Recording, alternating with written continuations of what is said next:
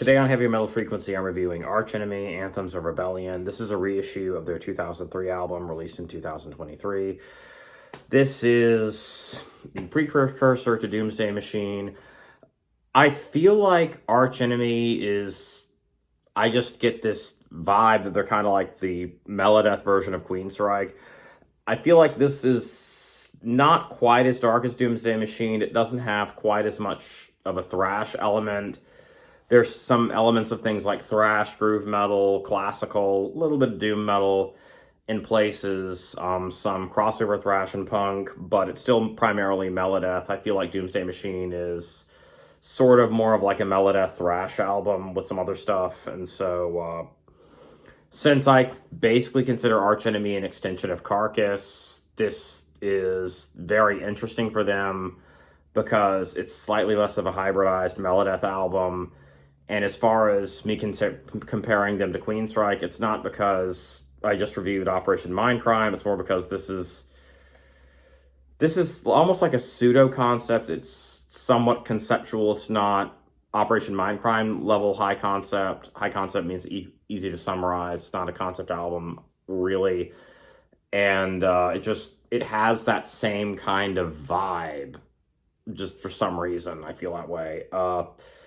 Tear Down the Walls is a brief little intro. Silent Wars is a really great thrashy Melodeath song. We Will Rise was... I remember the video. It was one of those things from high school I remember. I hadn't seen the video in a long time. I watched it. It was like memory unlocked. It was really interesting. Dead Eyes See No Future is incredibly catchy.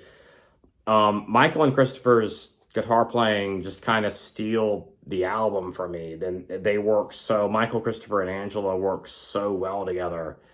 It's really interesting. It's just... they just blend so well. Angela's harsh vocals and Michael and Christopher Emmott's guitar playing just blends so well together. Per Weiberg from Spiritual Beggars, one of Michael's other bands, he was an additional musician on this. He was basically in the band, like what I would call a phantom band member, and he does a lot of the underscoring, the violin parts and stuff, the keyboards, the keys are Per Weiberg. He was in Opeth for a while, and there's a lot of really cool stuff on here. There's Despicable Heroes is almost like a grindcore micro song. It's like an old school Carcass type song. Also, this is kind of like an extension of Carcass too. It's like Carcass Queensryche, sort of. And so, End of the Line is really great. Christopher does some clean vocals on it. It's really kind of interesting. The post-apocalyptic punk kind of dystopian post-apocalyptic punk anarchic ethos kind of fits this really well.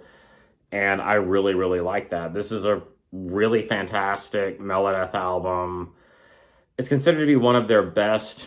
I think that, although I love this, I think that Doomsday Machine edges this out very slightly, and I suggest that you spend a lot of time with it. And I had a hard time tearing myself away from this album because I loved it so much.